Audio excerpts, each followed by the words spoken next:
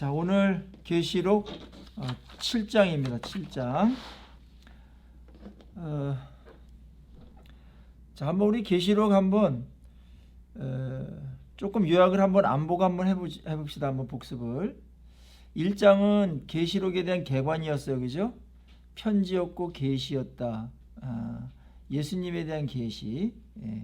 그래서 계시록에 대한 성격을 이야기했고, 2장서부터 3장까지는 7교회에 대한 얘기가 나왔고, 4장은 이제 화면이 완전히 바뀌면서, 환상이 바뀌면서 땅의 7교회에서 하늘의 예배로 시선을 이동시킵니다. 그래서 4장은 천상의 예배, 특별히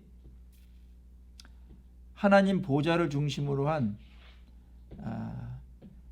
예배에 대해서 승리한 모습, 찬송 찬양이 울려 퍼지는 천상의 예배의 실황을 보여주었고, 그 다음에 5장은 어린 양을 중심으로 한 천상의 모습을 보여줬습니다. 그리고 이제 7인을 떼는 그런 내용들이 5장에서 6장에서 나오게 되죠. 6장 7인 중에서 1에서 6번째 인까지 떼었다. 그리고 우리가 구조를 얘기했던 것처럼 1에서 6까지 가고 뭐가 나온다 그랬어요? 막간이 나온다 그랬죠. 그 다음에 이제 7번째 인이 나오게 됩니다. 요거 다시 한번 굉장히 중요한 구조이기 때문에 제가 설명을 한번 해드릴게요. 7인이 있잖아요. 7인이 있는데 요게 1, 2, 3, 4, 5, 6 이렇게 가고, 여기 뭐가 들어간다 그랬어요? 막간이 들어가요. 막간, 사파가 들어가요. 근데 여기 굉장히 중요한 주제가 들어간단 말이에요. 요거 했던 게, 여기 했던 게 몇 장이었냐면은 6장이었다. 6장. 그 다음에 이제 7이 나오는데 7째 인이 나오는데, 7째 인은 뭘 포함한다 그랬죠? 바로 요게 7 나팔.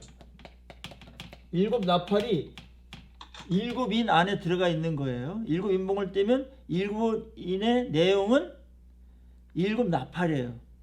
그래서 이것이 또 7 나팔이 1, 2, 3, 4, 5, 6까지 가고, 요건 인이고 나팔이고, 그래서 1, 2, 3, 4, 5, 6까지 가고, 그 다음에 여기 또 다시 막간이 들어가요. 그리고 7 나팔의 내용이 뭐예요? 7 나팔을 불면 그게 뭐라 그랬어요? 7 대접이 나와요. 이렇게 돼 있다. 그리고 이제 대접이 나오면은 1서부터 그냥 마지막이니까 7까지 바로 간다. 7까지 바로 끝난다. 이렇게 돼 있는 거예요. 그러니까는 7인 안에 이제 7 나팔 안에 7 대접이 있는 거예요. 이렇게 돼 있어요. 그러니까 어떻게 보면은 7인 안에 이게 다 들어가 있는 거죠. 그죠? 다 들어가 있다.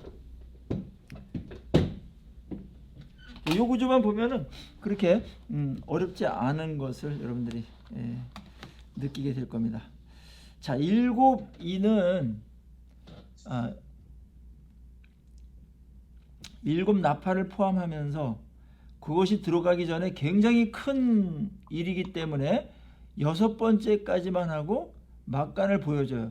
심판과 재난에 대한 이야기가 계속 나오다가 하늘의 메시지를 거기에 껴서 성도들로 하여금 위로를 받게 하고, 그 다음에 분위기를 바꾸면서 동시에 이 땅에서는 그런 재난과 심판이 있지만 하늘에서는 이런 성도들을 향한 이런 일들이 벌어지고 있다. 그런 모습을 보여주면서 이제 위로하게 되죠. 자, 그래서 막간 장면은 계시록의 꽃이고요. 7인, 7 나팔, 7 대접보다도 막간의 내용이 훨씬 더 주제와 핵심을 담고 있다. 이 땅의 성도들이 고난받고 있을 때 그 천상의 모습을 보여주고 하늘에서 이루어지는 메시지를 그들이 보게 되면서 큰 위로와 격려를 받게끔 막간을 놓다. 사파라고 그러기도 하고요. 자, 오늘 첫 번째 사파입니다. 7장인데요. 일곱 나팔 뒤에는 이제 10장, 11장이 그 사파 역할을 하게 됩니다. 자, 거기 1절 보시면 2일 후에 내가 네 천사가 땅 네 모퉁이에 선 것을 보니 땅의 사방에 바람을 붙잡아 바람으로 하여금 땅에나 바다에나 각종 나무에 불지 못하게 하더라. 이 이제 네 천사가 네 모퉁이를 잡았다라는 것은 동서남북을 말하고요.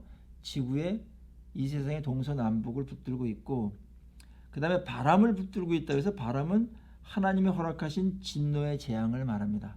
그것을 붙들고 있어서 바람으로 땅이나 바다에나 각종 나무에 불지 못하게 붙들고 있다. 이게 이제 하나님께서 이 세상을 안전하게 지켜주고 있는 모습입니다. 우리 성경에 보면은 예수 그리스도께서 이 땅을 만드시고 붙드시고 섭리해 가시잖아요. 하나님께서 삼일직께서 하시지만 그 부분에 있어서에 대한 모습이죠. 그러니까 바닷물이 쏟아지지 않고 있다라는 거, 그 다음에 산천초목들이 생명을 붙들고 살아간다라는 것들, 공전과 자전, 어마어마한 일들이 이제 지금도 이 순간에 지구 안에서 벌어지고 있는 것이죠. 그런 것들을 하나님께서 붙들고 있다. 그래서 일상이라는 그런 기적이 지금 진행되고 있는 거죠. 그러니까 하루하루 한순간 한순간이 사실은 과학적으로 설명할 수 없는 기적이 있는데 그거를 보여준 거예요. 이렇게 환상으로 보여준 거예요. 그러니까 우리가 이걸 보면서 오늘 하루를 감사해야 되는 게 뭐냐면, 특별한 어려움에서 건져준 것도 감사하고, 그 다음에 뭐 특별히 하나님께서 또 복 내려주신 것 우리는 감사하잖아요. 그런데 그거보다 더 많이 자주 감사해야 될 게 있어요. 그게 뭐죠? 일상을 감사하는 거예요. 일상. 일상은 은혜의 산물이구나. 이게 하나님께서 우리에게 베풀어 주신 기적적인 축복의 결합이구나. 그렇게 생각하면서 일상을 바라보면 하루하루가 신기하고 그 다음에 감사하죠. 여러분, 우리의 일상이 되기 위해서 수천 가지 정도의 기적이 결합되어야만 됩니다. 그 중에서 한 가지만 오류가 생기면 우리 일상은 파괴돼요. 보세요. 코로나 시대 우리 3년 동안 지나면서 보이지도 않는, 눈에 확인도 안 되는 그런 바이러스라는 게 들어와서 일상을 깨버렸잖아요. 우리 그거 교훈 받은 거예요. 그 병균을 막아 주셨던 거예요. 그 사이, 그 동안에. 근데 한번 하나님께서 허용을 하셨는지 인간의 잘못인지는 모르나 그게 들어오니까 일상이 막 다 뒤틀린 거예요. 전 세계적으로. 그 다음에 일상적으로 했던 모든 경제, 교육, 그죠? 문화, 뭐 교회 예배까지도 정상적으로 드리지 못했잖아요. 그러니까는 오늘 우리가 이렇게 숨쉬고 성경 공부하고 그 다음에 내 발로 걸어가 가지고 차 타러 가고, 그죠? 남의 부축 안 받고 식사할 수 있고, 이렇게 된 개인적인 것도 있고, 우리 가정이 어려움들이 한두 개는 없을 수는 없으나 그래도 정상적인 가정이 돼가고 있다는 것, 이런 것들은 뭐 우리에게 잊어버리지 말아야 될 그런 감사의 조건이라고 보고, 그래서 이제 데살로니가 전서에서는 범사에 감사해라 그렇게 말한 겁니다. 개인이 감사하라고 그런 게 아니고 근거 없이 그냥 감사하고 봐, 그게 아니고 감사할 조건이 너무나 많은데 그것을 우리가 다 캐치하지 못해가지고 감사하지 못하는 것들이 있을 수 있죠. 자, 2절 보시면은 땅과 바다를 해롭게 할 권세를 받은 네 천사를 향하여 큰 소리로 외쳐 이르되 우리가 우리 하나님의 종들의 이마에 인치기까지 땅이나 바다나 나무들을 해하지 말라 하더라. 그러니까 이 땅에 재앙이 내려지기 전에 하늘에서 어떠한 이야기가 있는 거예요? 성도들, 하나님의 종들의 이마에 인치기까지 땅이나 바다나 나무들을 하지 말아라. 이 지구상에 있는 그런 피조물 또 인간에게 필요한 것들에 대해서 재앙을 내리지 말아라. 그런 이제 명령이 이제 천사를 향하여 이제 큰 소리로 외쳐졌다. 이제 이걸 보면서 우리가 하나님께서 우리를 어떻게 대하시는가를 알 수가 있죠. 그러니까 하나님은 죄인들에 의해서 이 세상을 움직이는 게 아니고 하나님의 종들이 주체가 되고 그들을 중심으로 그들의 유익이 되도록 선이 되도록 역사를 이끌어 가신다. 이 재난도 심판도 마찬가지다. 심판은 사실은 안 믿는 자들에게는 엄청난 재앙이지만 믿는 자들에게는 승리거든요. 그리고 너희들이 옳았다. 이 땅에 신앙생활함으로 인해서 손해보고 외롭게 그 길을 걸어가고 핍박까지 받으면 너희들이 옳았다라는 것이 언제 증명이 돼요? 심판에서 하나님께서 우리를 인정하고 우리를 핍박했던 자들이 심판을 받게 될 때, 그때 이제 공의가 일어나면서 우리가 인정을 받는 거거든요. 하늘에서는 이미 이런 일이 있는 겁니다. 여기서 그 표현이 이런 거 있어요. 하나님의 종들의 이마에 인치기까지. 하나님의 종은 예수를 믿는 자들인데 이마에 인친다라는 게 성경에서 이제 666 사건이라든지 13장에서 그런 거 나올 때 암시하는 표현 중에 하나예요. 그러니까 사탄이 흉내 가지고 성령께서 믿는 자들에게 인을 치잖아요. 성령의 소유다. 하나님의 소유라는 것. 그러니까 누구의 것이라는 그런 것을 표현하는 게 인치는 거잖아요.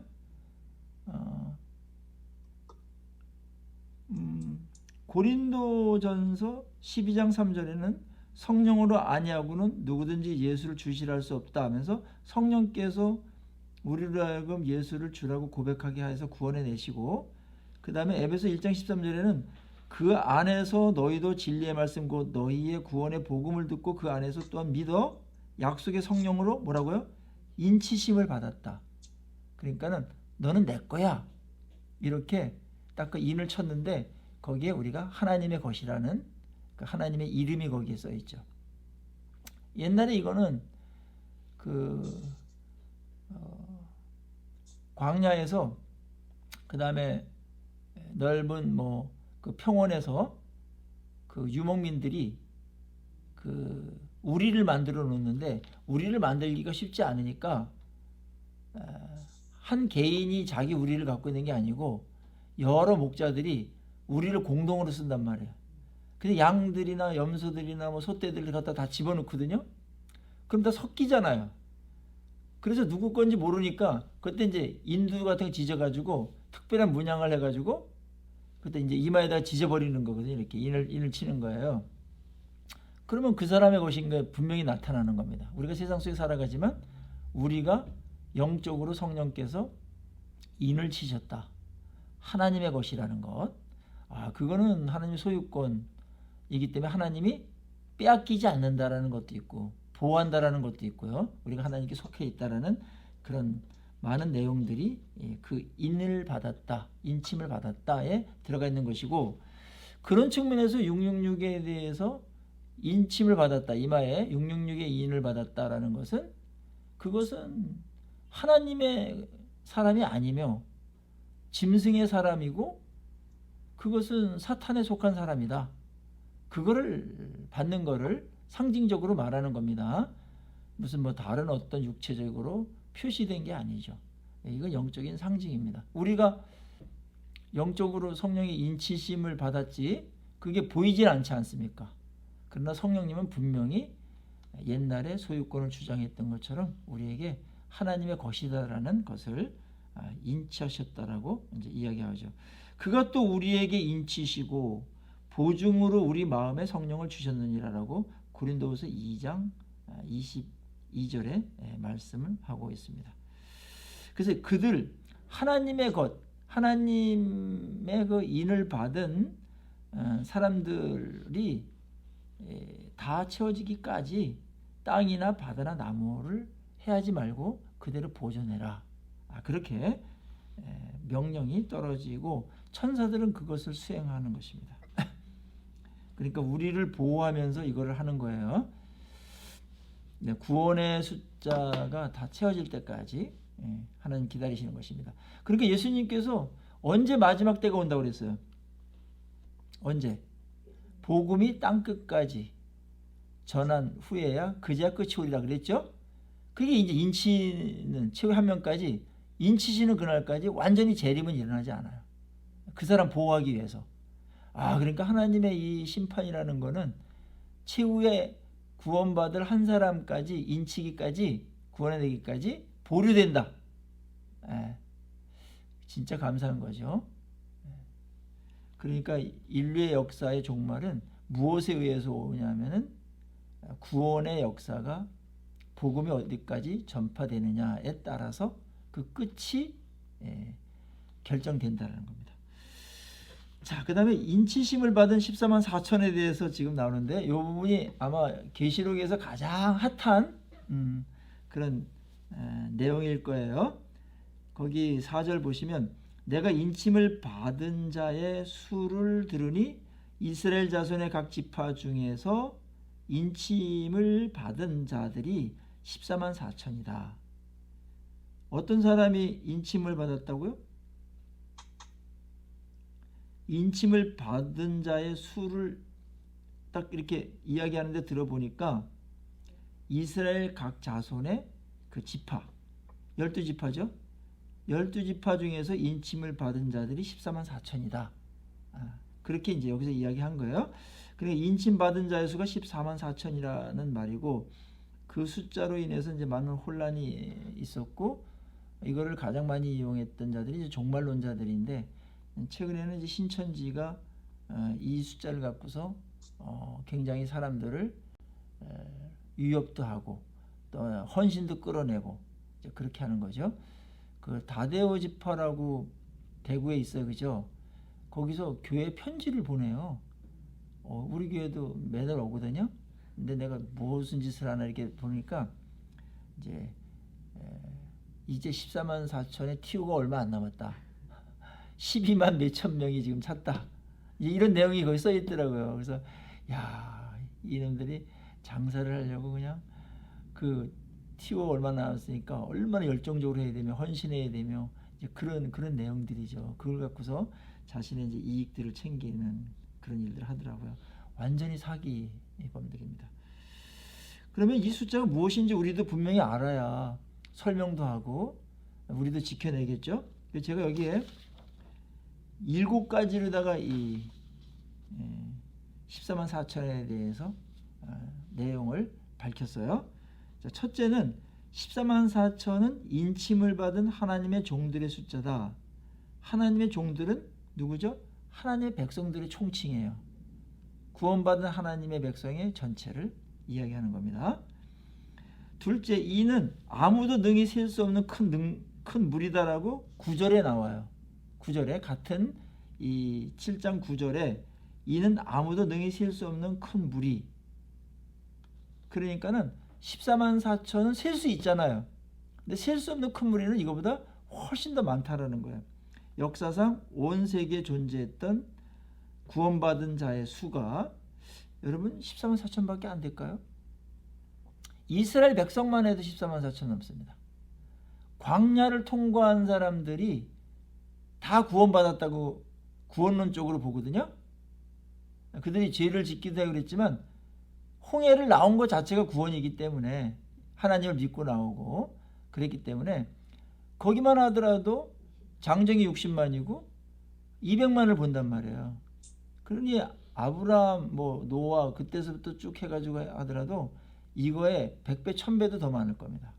우리나라 아니 대구만 하더라도 한 10%만 하더라도 25만인데 그 중에서 가짜도 있고 한다고 해도 여러분 한 15만, 16만 안 되겠어요? 암만 안 해. 지금 당장 뭐 돌아가신 분 빼고 현재 교회에 있는 사람 이것만 보더라도 얼마나 이게 어리석은 숫자인지 알 수가 있고, 이 셀 수 없는 큰 무리는 아브라함에게 내가 하늘의 별처럼 내 자손이 땅의 모래처럼 많아질 거다.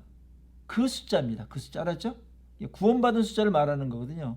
믿음의 조상을 통해서 믿음이 계승되어지고 믿는 자들의 자손, 영적인 자손을 말한 건데 그 숫자가 하늘의 별처럼 엄청난 거잖아요. 땅의 모래알처럼 많게 될 거다. 그게 셀 수 없는 무리와 같이 이야기될 수 있는 것이죠. 히브리서에서도 그러므로 이 구름대와 같이 수많은 증인이 우리를 둘러싸고 있으니 그랬거든요. 그러니까 벌써 이제 소천해가지고, 이제 소천이라는 말이 좀 피동사로 했는데 하늘로 이제 불려 올라간 거죠. 천국으로. 그런 분들이 전 세계적으로 얼마나 많겠어요. 그래서 구름같이 수많은 증인이 우리를 둘러싸고 있고 우리를 응원하고 있다. 그런 내용이 히브리서 12장에 나오잖아요. 그리고 세 번째는 이 숫자를 실제로 볼 것인가 상징으로 볼 것인가, 이제 이 해석에 대한 문제 때 인침이나 이스라엘 12지파와 각 지파당 12,000명씩을 여기 배당을 해놨거든요. 이건 상징이죠, 상징. 그러니까는 12지파에서 12,000명씩 그래서 14만 4천인데 이건 12지파는 믿는 모든 사람을 말하는 것이고, 그 다음에 한 지파에서 12,000명씩만 구원받았다. 그거 내용은 아니지 않습니까? 그러니까 다 상징이기 때문에 숫자도 이제 상징이어야 된다. 인쳤다라는 자체가 이미 상징이에요. 우리 인 받은 사람 있습니까? 인 보이게 받은 사람 있습니까? 없잖아요. 그러니까는 하나가 상징이면은 다른 것들도 다 상징으로 해석을 해야 되는데, 이 사람들은 14만, 다른 건 상징으로 하면서 14만 4천은 숫자다. 이제 그렇게 해석한 것은 해석에 일관성이 없다라는 겁니다. 그리고 이 책 자체가 엄청난 상징과 암호가 있는 묵시이지 않습니까? 그래서 하늘에서 벌어지는 것들도 사실은 이런 묵시와 상징적인 그런 내용들로 가득 차 있고, 그 다음에 거기 뭐 내생물이라든지 이런 예수님의 모습이라든지 이런 것들도 다 상징이죠. 상징적인 그 예수님의 모습, 그 그림으로 그려낼 수가 없으니까요. 넷째는 21장에서 새 예루살렘에는 12개의 문에 12지파 이름이 적혀 있어요. 그리고 기초석에는 12사도의 이름이 적혀 있거든요. 그 다음에 새 예루살렘 벽의 높이가 144규빗입니다. 이것은 구원받은 성도들을 가리키는 것이죠. 그러니까는 12지파, 12사도를 통해서 구원받은 모든 사람들의 수, 그래서 12가 계속 완전수가 반복되는 겁니다. 그 다음에 이게 이제 학적으로 수신학이라는 게 있어요. 수신학이라는 신학이 있는데 숫자를 갖고서 이제 이 신학적인 의미를 캐내는 거예요. 히브리어의 그 알파벳이 있어요. 알렛, 베트, 김멜, 달렛, 해와 우자우 이렇게 이제 나가는 건데, 그때는 아라비아 숫자가 없었어요. 1, 2, 3, 4 이거는 나중에 일어난 일이에요. 한참 후에 일어난 일이고, 그때 이제 숫자를 써야 되니까 숫자를 뭘로 써냐면 알파벳의 첫 자는 1이고 알렙, 베트가 2고 김멜이 3이고 이렇게 나간 거예요. 그래가지고 그 조합을 갖고서 숫자를 만들었거든요. 그러니까 아라비아 숫자는 그때 없었다라는 거. 근데 여기에 14만 4천이 보세요. 어떻게 돼 있어요? 14만 4천을 우리가 보면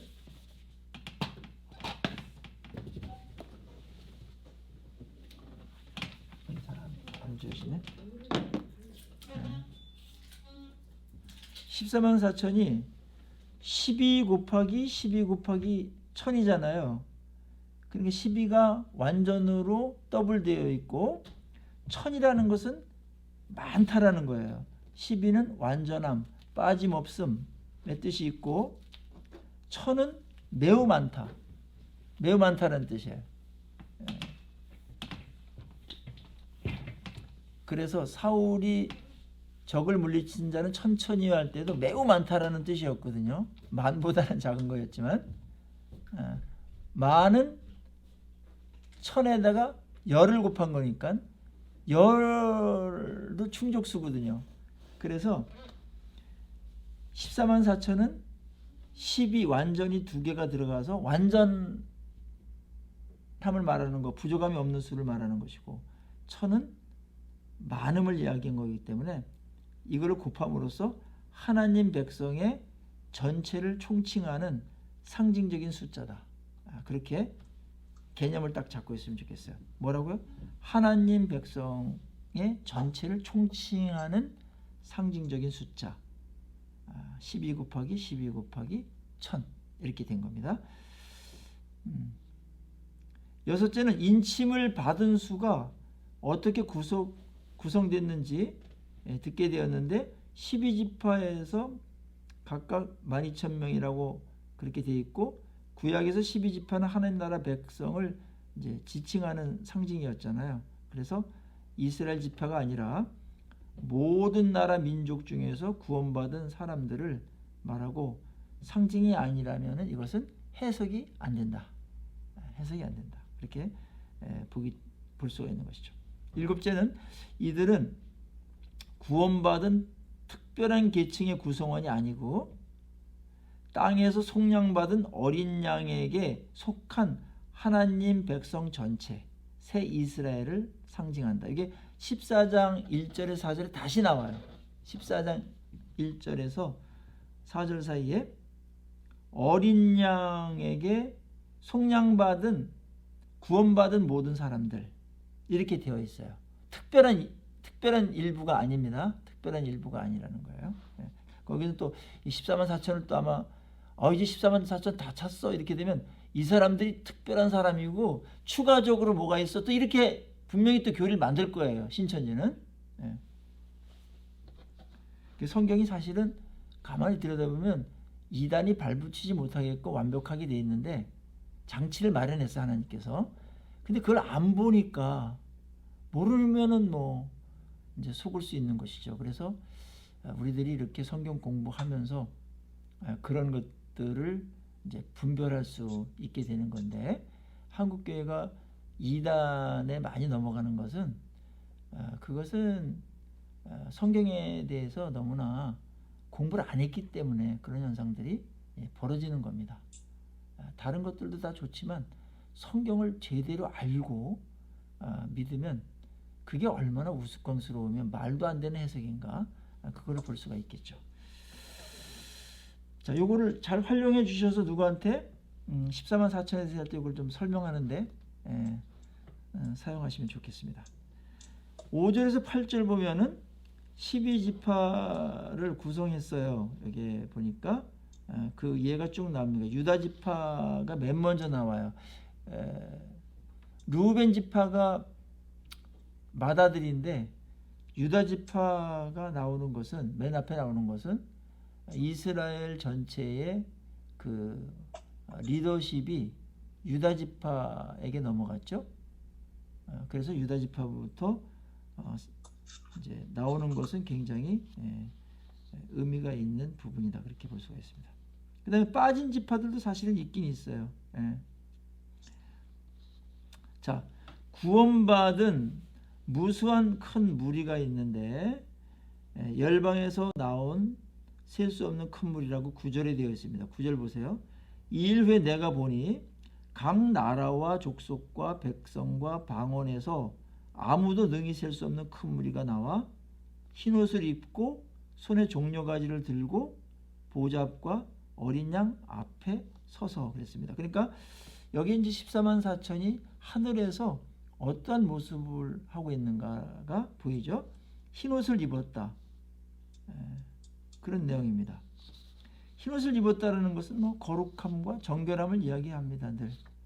그리고 손에 종려나무를 들고 보좌 앞과 어린 양 앞에 서서 큰 소리로 이르되 구원하심이 보좌에 앉으신 우리 하나님과 어린 양에게 있도다 하면서 찬양을 합니다.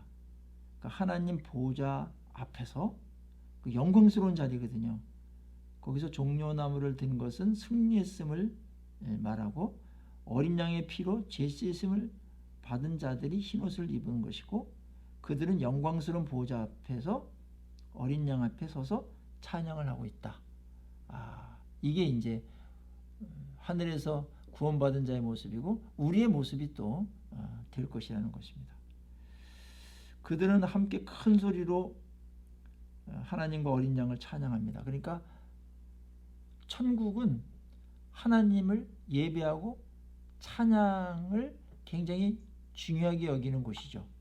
그래서 이 땅에서 예배와 찬양을 지루해 한다면 천국 가서 좀 지루해할까 봐 걱정해요. 그러니까 이 예배가 굉장히 영광스러운 거거든요. 피조물로서 하나님을 영화롭게 하면서 하나님의 영광에 같이 동참하는 거거든요. 근데 예배 드릴 때 우리의 피조물로서 가장 존귀한 자리에 있는 거예요. 여러분들이 만약에 청와대나 뭐 대통령 백악관에 초청을 받아서 대통령 바로 앞에 앉아서 그가 뭐를 한다라고 생각을 해보세요. 식사라도 하고 이야기한다. 그 자체가 영광이잖아요. 예를 들자면 예배가 그런 거거든요. 하나님이 우리를 만나주는 거예요. 근데 천국에서는 하나님 곁에서 진짜 하나님과 이야기도 하고 하나님을 높이고 찬양하는, 그래서 그게 너무나 감격스럽고 너무나 감사하고 그런 영광스럽고 하는 이제 분위기를 여기서 보여주는 것입니다. 근데 성경에 보면은 그 예배에 대해서 많이 이야기하는데 이때 핍박받았던 7교회는 성도들은 예배를 드린다라는 것은, 하나님께 예배를 드린다라는 것은요 정치적인 것이었어요. 왜냐하면 누구를 섬길 것인가, 누구를 숭배할 것인가, 누구한테 경배할 것인가가 큰 싸움이었거든요. 로마 황제는 로마에게 경배, 로마 황제에게 경배해라, 로마 신에게 경배해라 이랬거든요. 우리는 그거를 안 하고 오직 우리가 경배하고 섬길 자는 하나님밖에 없다. 정치적이고, 그래서 핍박이 있고, 그래서 그 예배는 목숨을 걸고 드리는 예배였어요.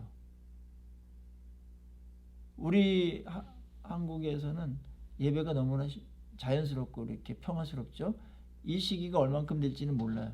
그러나 예배는 목숨을 건 그런 성향을 띌 수밖에 없다. 그래서 최초의 순교자가 누구예요? 성경에 나온 최초의 순교자 아벨이죠. 아벨이 왜 죽었죠? 가인에게 예배드리다가 죽은 거예요.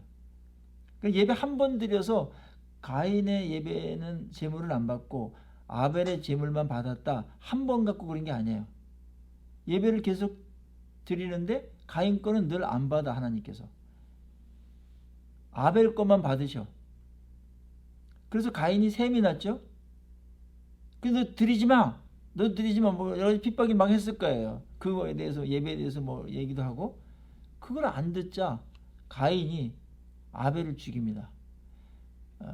그거를 왜 성경에서 아담이 낳은 그런 최초의 인간을 왜 살인을 당하게 해가지고 죽는 내용을 썼을까? 예배가 원래 목숨을 걸고 드리는 거라는 거예요.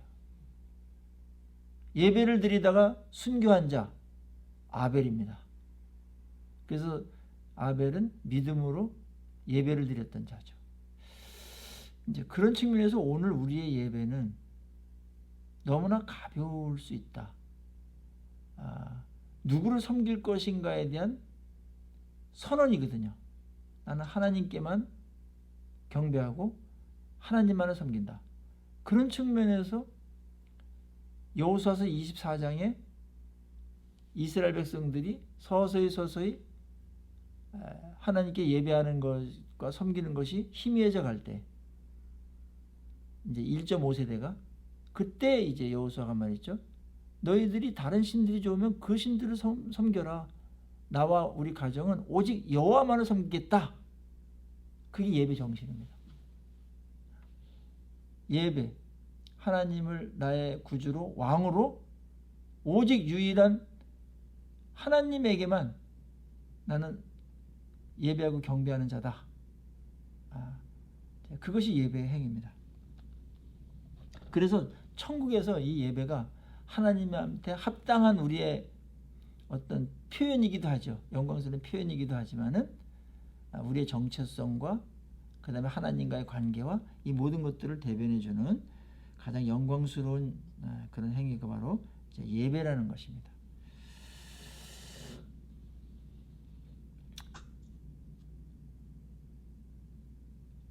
거기 11절에 보니까 모든 천사가 보좌와 장로들과 네 생물의 주위에 서 있다가, 네 생물은 그 하나님 보좌를 수종드는 천사들이라고 했어요.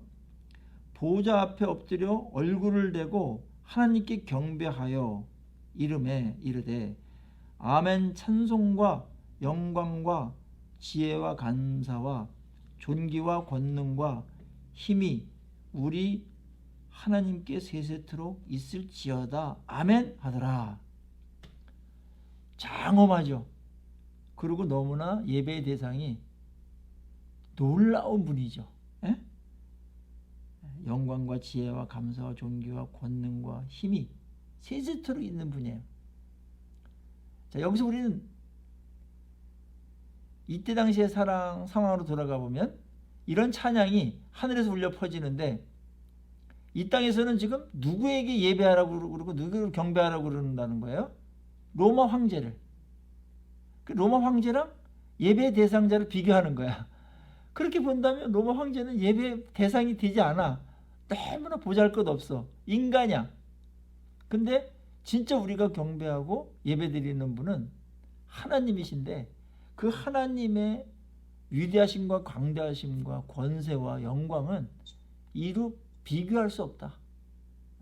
그러면서 우리의 예배의 대상자가 얼마나 더 위대하신 분인가, 얼마나 더 크신 분인가, 얼마나 더 합당한 분인가, 이 예배를 통해서 이제 확인하는 것이죠. 그래서 우리가 예배 때 딱 들어가면 세상에서 막 우리를 뭐 힘들게 하고 또 우리로 하여금 섬기게 만들고 두렵게 하고 만들었던 것들이 예배에서 하나님을 만나면 그런 것들이 아주 시시해져 버리는 거죠. 작아지고 온데간데 없어져요. 그게 예배에 성공한 사람들의 마음과 시각들입니다. 예배에 성공을 해야 돼요. 그래 두려운 게 없어지고 이 세상을 이길 수 있어요. 세상에 어떤 사람이나 어떤 문제들이 그렇게 크게 보이거나 대단해 보이거나 굉장해 보이거나 그렇지 않다는 거예요. 하나님을 놓치니까 그게 엄청나게 커 보이고, 그래서 우리는 안 돼. 열등감도 생기고 패배주의에 만연되어지고 그러는 것인데, 그게 예배에 문제가 있는 것입니다. 하나님을 만나면 자연스럽게 그런 것들은 사라지게 되는 것이죠. 하늘의 모든 천사들이 구원받은 큰 무리들의 웅장한 찬양에 아멘 하는 광경을 한번 여러분 상상해 보세요. 진실로 그렇습니다 하면서 찬송으로 영광을 올려드리고요. 천사들의 찬송 이유는 하나님 되심을 찬송하는 겁니다. 자, 우리가 누구를 경배하거나 감사할 때 구체적인 근거를 갖고 해야 돼요. 그냥 막연하게 그렇게 하지 마시고, 막연하게 그냥 입으로만 하는 말을 우리 뭐라고 그래요?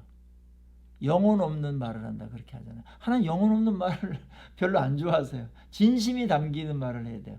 누구랑 대화를 해도 좋은 사람이 있는데 좋지요 뭐 이렇게 하는데 진짜 좋은지 그냥 건성으로 그냥 관계 때문에 그런 건지 뭔가 진실성, 진정성이 안 느껴지는 어떤 그런 경우를 느낀 적이 있을 거예요. 예배를 그렇게 드리면 안 된다는 거예요.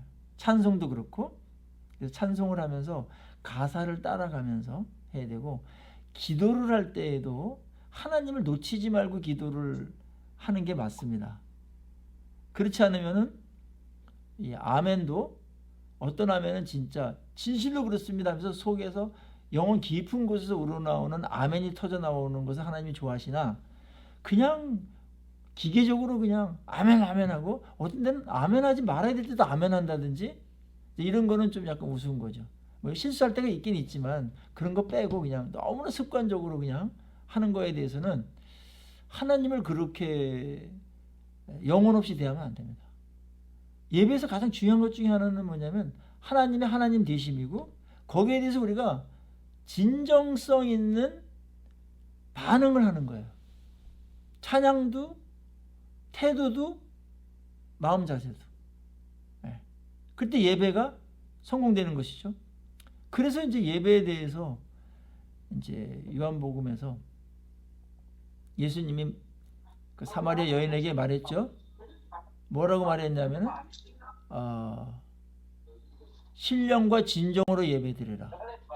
네, 신령이라는 말은 성령이고, 진정이라는 말은 성경, 진리입니다. 그러니까 성령과 진리로 예배를 드려라, 그렇게 말했어요. 성령과 진리로 예배를 드려라, 그렇게 이야기를 했었죠.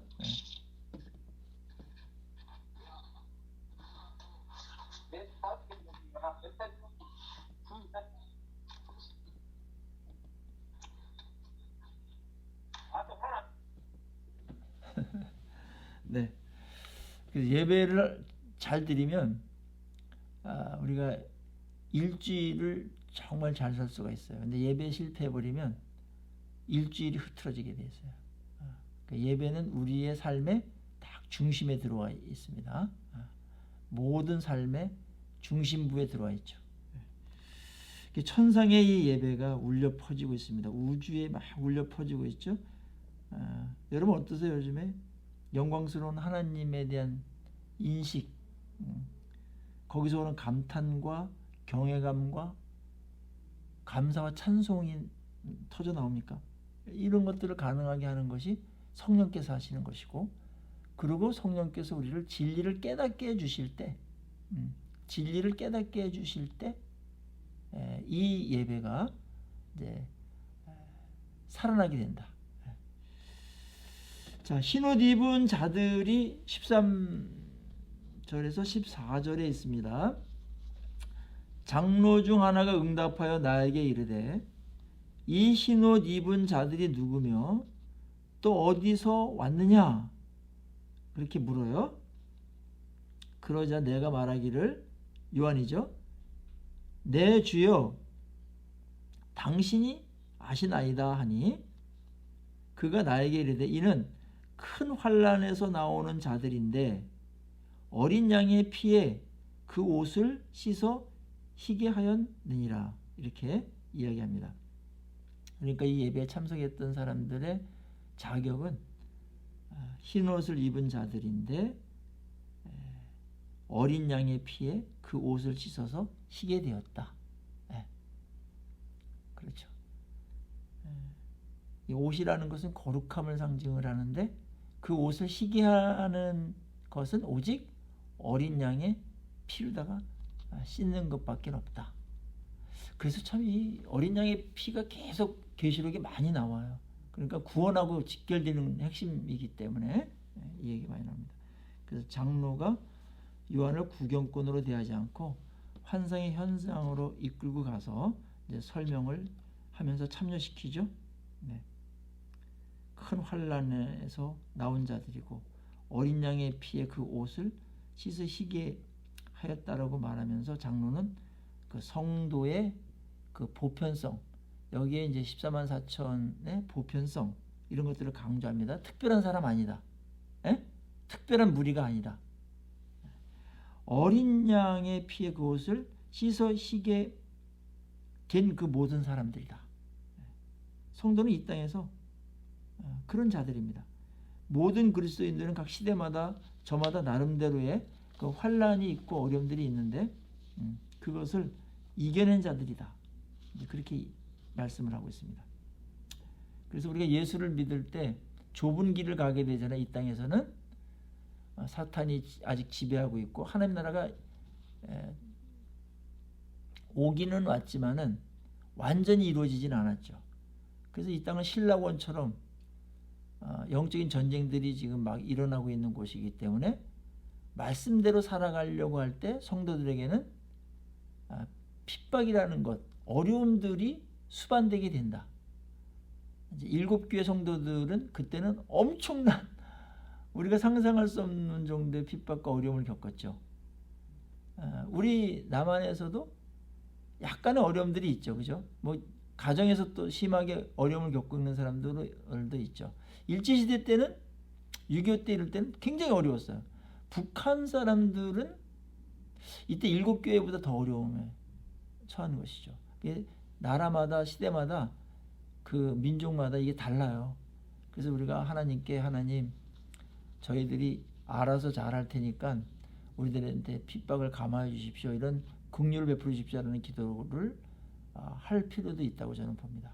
근데 우리가 이제 제대로 안 하고 이거는 핍박을 통해서 연단을 받아야 될 것을 겸해서 하시기도 하나님께서 그걸 활용하시는데 만약에 교회가 나이롱 신자들만 많아지고 유사 신자들만 많아지고 뭐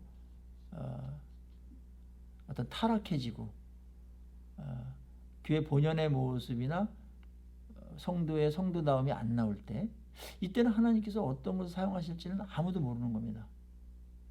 근데 지금 한국 교회는 굉장히 매를 맞을 듯 말 듯하는 아주 위태로운 상황이 있다라는 것만은 분명한 것 같아요. 너무나 교회에 대한 이미지가 나빠져가지고 힘들잖아요. 어저께 국민일보를 보니까 합동 측은 최근 10년에 42만 명이 줄었고 그 다음에 통합 측은 작년에 4만 명가량이 줄었고 우리 합시는 7천 몇 명이 줄었더라고요. 교단이 좀 작으니까 아마 그 수치로 하면은 어느 정도 뭐 10배로 하면은 굉장히 많은 건데 그러니까는 감리교도 엄청나게 많이 줄었고 이게 지금 줄어가는 게 뭐 코로나 때문이다. 코로나가 약간의 불편함과 어려움은 줬잖아. 이 정도의 불편함 갖고 만약에 그렇게 준다면 그건 성도인가? 그럼 이때 당시에 만약에 7교회가 핍박받았을 때 이 정도 강도의 핍박이 오면은 몇 명이나 교회 나오겠나? 그런 생각을 하면서 좀 정신 좀 차려야 된다. 너무나 자유와 평화를 오래 주니까 이것들이 그냥 너무나 약해져 버려가지고 후딱 하면 삐져가지고 뭐 교회 안 나온다는 게 무슨 뭐 무기처럼 얘기한다든지 그게 무슨 뭐 다른 사람 위해서 나와요? 어떤 사람은 나와준대. 교회를 나와준대. 여러분 이게 지금 아주 그냥 제정이 아주 어릴 때야. 넌 크리스찬들이 우리 다 받아줘야죠. 모르니까 어릴 때는 뭐 옳고 그른 게 모르잖아요. 다 받아주지만 예수 믿고 5년 이상 지난 사람들은 근데 10원이 나야 되는데 그런 상태에 있다라는 것은 좀 안타까운 일이다. 합신이 7천 명이 줄은 것은요. 호산나 교회 같은 교회가 하나씩 없어지는 거예요. 그렇죠. 엄청난 거죠. 그게. 청소년들이나 다음 세대는 더 많이 이렇게 어려움을 겪고 있어. 미래가 좀 어두운 부분인데 이때 하나님 이걸 어떻게 우리들이 다시 주님께 쓰임받을 수 있으며 어떻게 다시 쇠퇴하는 이 한국교회, 무너져가는 한국교회를 일으켜 세우고 다시 부흥할 수 있을까요? 이런 안타까움이 마음이 우리 안에 절박하게 들죠. 우리 세대에 이 위기가 벌어졌기 때문에 우리가 책임져야 될 부분이에요. 이 부분은 우리만 구원받고 가면 잘 되는 게 아니에요. 역사의식을 갖고 다음 세대까지 잘 연결시켜 놓고 가는 게 우리이기 때문에 이 부분들을 위해서 하나님 나라를 여러분들이 애국해야 되죠. 하나님 나라를 애국해야 돼요. 그런 측면에서 하여튼 어떻게 해야 될지 하나님하고 많이 묻기고 기도하면서 뭐 나부터 우리 교회부터 어떻게든지 이 부분에 하여튼 쓰임을 받아서 이 어려운 시국에 하나님 나라의 보탬이 되도록 해야 된다. 이건 분명한 거예요. 각자 쓰임이 다 다른데 이제 그런 일들을 해야 된다고 봅니다. 특별히 이게 보면은 성경에 보면은 이제 이스라엘이 쇠퇴하고 이렇게 매맞기 바로 직전은 뭐냐면 예배가 일단 부실해져요. 그리고 말씀을 그냥 듣는 둥 마는 둥해요. 두 가지예요. 예배가 부실해진다는 것은 다른 데 마음이 있다는 거예요. 그게 우상이에요. 하나님께 집중을 안 해. 하나님 중심이 아니야. 말만 하고 실제는 아니야. 예배 때조차 아니야. 그 삶에서는 뭐 그게 나오겠어요? 그리고 말씀을 정말 귀담아 듣고 하나님의 말씀이고 왕의 말이잖아요.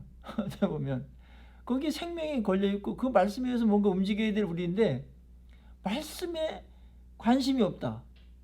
그럼 다 지 생각대로 살게 되는 거죠. 자기 속에는 옳은 대로 살게 되겠죠. 말씀이 없으니까. 이것이 이제 위기로다가 나타나고 있는 현상입니다. 제가 이제 중국에 가서 이제 강의를 꽤 오래 했어요. 한 상해 그 강해설교학교 신학교인데 10년 동안 이제 매마다 이제 한두 번씩 꼭 갔거든요. 근데 거기에 이제 한 20명 정도 이렇게 지하에서 모였는데 이 사람들의 말씀에 대한 열망은 진짜 너무 대단해요. 하루 종일 아침서부터 이제 오전 오후하고 저녁 10시 11시까지 하거든요. 꼬박 앉아서 그걸 하는데 이 리액션이 너무 좋아. 진정성 있게 좋고 그 다음에 이건 좀 덜 중요하니까 그냥 넘어가겠습니다. 이러면 선생님 덜 중요한 것이라도 가르쳐 주십시오. 이래요. 뛰어넘지 말라는 거야. 하나라도 어떻게 하려고 막. 그래서 여기에 부흥이 일어나는구나.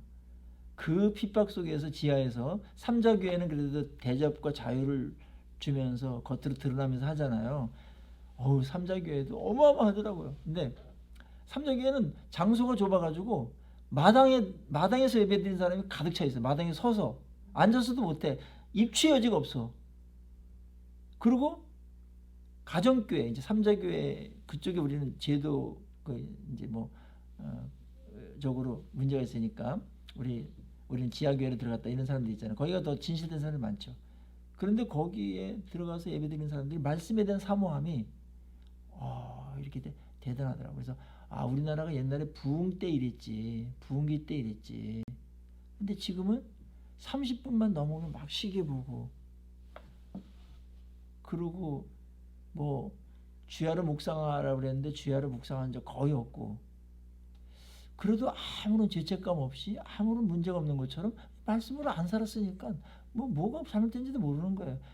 여러분들 성령으로 안 사는 사람들은 성령이 떠나더라도 모른다는 거 아닙니까? 그래서 하늘에서는 계속해서 뭘 보냐? 하나님께 완전히 집중하는 예배. 그분의 말씀에 기울이고 그 말씀에 의해서 모든 것들이 이루어지는 것에 대해서 지금 계속해서 조명하는 거예요.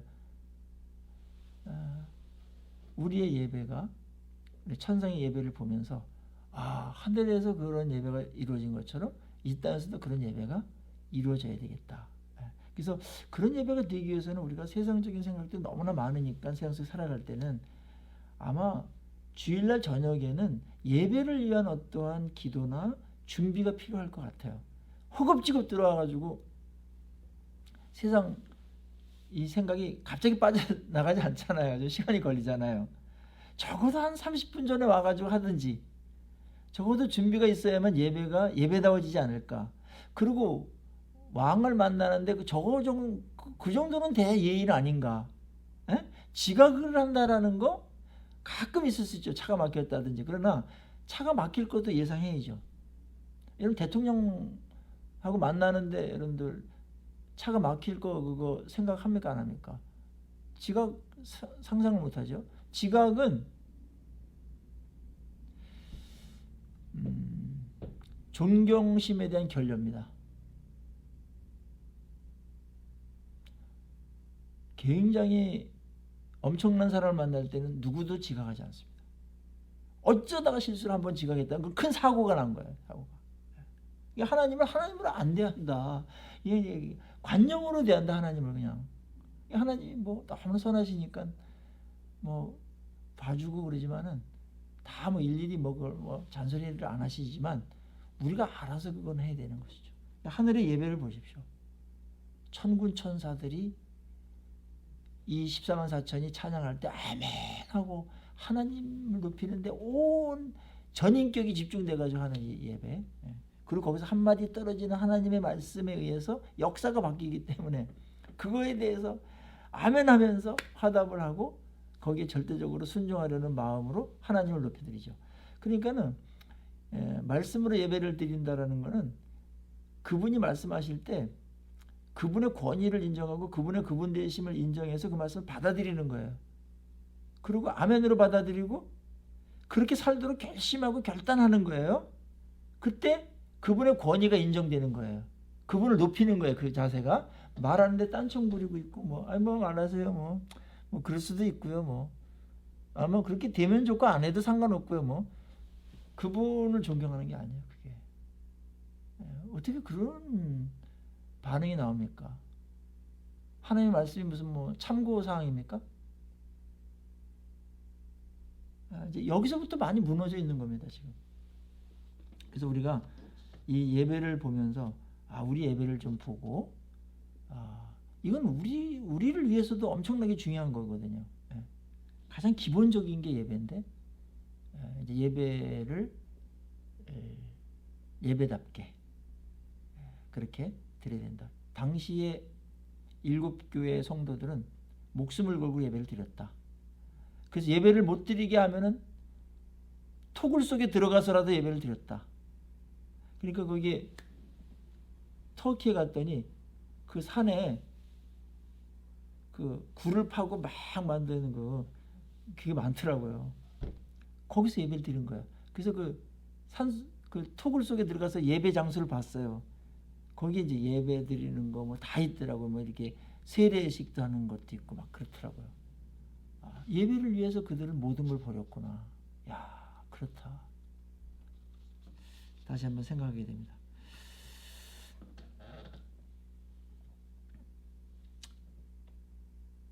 자, 거기에 15절에서 17절 보면은 이제 이 7장의 결론 부분이 나오는데 큰 무리의 섬김이 나옵니다. 그러므로 그들이 하나님의 보좌 앞에 있고 또 그의 성전에서 밤낮 하나님을 섬김에 보좌에 앉으시니가 그들 위에 장막을 치시리니 그랬습니다. 이제 그 환난을 통과하고 예배를 드리고 승리했던 이 성도들에 대해서 하나님의 놀라운 약속과 축복이 나옵니다. 구원받은 성도들은 하나님 보호자 앞에 있게 된다. 천사들보다 하나님께 더 가까이 있어요. 천사들 그 네 천사만 네 생물만 가까이 있고 나머지는 성도들보다 더 멀리 있습니다. 그러니까 가장 영광스러운 자리를 차지하면서 하나님을 밤낮으로 섬기고 있다. 그리고 큰 무리가 받는 축복이 있는데 그들이 다시는 주리지도 아니하며 목마르지도 아니하고 해나 아무 뜨거운 가운데에 상하지도 아니하리니 이는 보호자 가운데에 계신 어린 양이 그들의 목자가 되사 생명수 샘으로 인도하시고 하나님께서 그들의 눈에서 모든 눈물을 씻어 주실 것임이니라. 저는 이 부분이 너무 감동적이에요. 특별히 우리 눈에서 모든 눈물을 씻어 주신다. 여러분들 그 위로라는 게 엄청난 축복인데 우리가 사랑을 받을 때 위로를 받잖아요. 근데 여러분 어렸을 때 어디서 이렇게 막 누구한테 매 맞고 들어오거나 속상한 일 당해서 막 울면서 들어왔는데 엄마가 막 뛰어나가서 행주치마로다가 이렇게 눈물 닦아주면서 그랬어 하면서 이렇게 하면 모든 게 다 풀어지죠. 그 장면 고생 많았다. 만약에 군대에 갔다가 온 아들이 고생해서 또 감격해가지고 어머니를 만났을 때 눈물을 이렇게 흘릴 때 씻어주면서 장하다 우리 아들 고생했다. 그럼 그동안의 고생이 싹 씻겨지겠죠. 하나님이 우리의 눈물을 친히 씻겨주신다. 그러니까 이스라엘 백성들에게도 그랬지만 12 그러니까 이게 그 7교회 성도들이 지금 핍박과 환난 속에 눈물을 많이 흘렸는데 그때 하나님께서 다 씻어주신다. 저는 그것만 씻어주고 뭐 하나님께서 나몰라라 하실 뿐이에요? 어머니가 눈물만 씻어주고 뭐 살든지 말든지 그럽니까? 가서 그냥 최고로 귀한 어떤 위로가 될 만한 음식도 주고 잠자리도 잘 편안하게 되게 자려고 하고 그게 그 안에 다 포함된 거죠. 원래 구원이라는 건 그런 것이고 사랑은 단면만 있는 게 아니죠. 사랑은 총체적이거든요. 그 표현이 하나가 그런 것이죠. 그래서 몇 가지만 소개한 겁니다. 그러면서 너희들이 이제 목마르거나 줄이지 않는다. 이 땅에서 많이 피해를 봤으니까 경제적으로도 그렇고 그거에 대해서 충분히 보상하신다. 그리고 그 어떤 것도 너희들은 해하지 못한다. 태양조차도 너희들 해하지 못한다. 이제 사막에서 이제 태양의 해마는 큰 건데 그것조차도 너희들 해하지 못하게 내가 너희들 목자가 되어주겠다. 생명수 샘으로 너희를 인도하겠다. 이런 표현들. 어떤 것들도 너희들을 해할 수가 없어. 내가 너희들을 보호할 테니까. 주님이 목자가 되어주신다라는 이 약속. 그래서 그 눈물을 닦아주시는 완전한 위로가 있죠. 다시는 슬퍼하거나 억울하거나 비참하거나 서럽지 않게 될 거다. 거기가 완전한 위로가 있는 것이고 지금도 틈틈이 때에 맞게끔 하나님께서 우리를 보호하시고 눈물도 닦아주시고 위로하시죠. 이 땅에서도 이때 7교회들도 그랬어요. 그러니까 하나님은 그런 거죠. 그렇지만 이 땅에서의 위로는 완전하지 않아요. 천국에 가서 완전할 거예요. 완전할 거예요. 이 땅에는 섞여 있어요. 우리를 해하는 자들도 여전히 남아 있고 세상이 원래 구조적으로 사탄이 그렇게 짜놔버렸어. 그래서 그것을 거슬러 올라가기가 굉장히 힘들어. 그게 바벨론이에요. 나중에 이제 바벨론 문화가 나와요. 경제 구조나 그 다음에 뭐 어떤 사회의 어떤 신분 상승 구조나 이 모든 게 믿는 자들대로 하면 망하게 돼 있어요. 믿는 자들 식으로 살면 이 땅에서 어떻게 그런 것들을 누리지 못하게끔 돼 있어요. 어떤 건 감내하면서 가고 그리고 하나님께서는 그럼에도 불구하고 하나님의 능력은 크니까 그거를 극복하고 돌파해 나가도록 하시면서 복도 내리시고 그런 일들이 우리 안에 있는데 그 안에 우리의 어려움과 피곤함은 있는 거죠. 이 땅에서는. 그런 일들을 다 손해보고 억울한 일 당하고 수고했던 것, 속 탔던 것, 아주 절박했던 이런 것들 다 보상받을 것이다. 그래서 그날을 바라보라. 그날을 소망하라. 그렇게 말하는 겁니다. 그날을 바라보며 기대하며 오늘을 살아라. 그것이 승리의 비결이고 끝까지 갈 수 있는 그러한 이유다.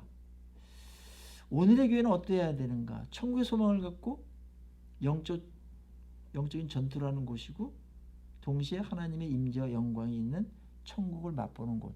그것이 오늘의 교회의 모습이어야 된다. 이렇게 오늘 7장을 마무리하고 10분 쉬었다가 8장 하겠습니다. 8장은 조금 간단해서요. 15분에 시작하겠습니다.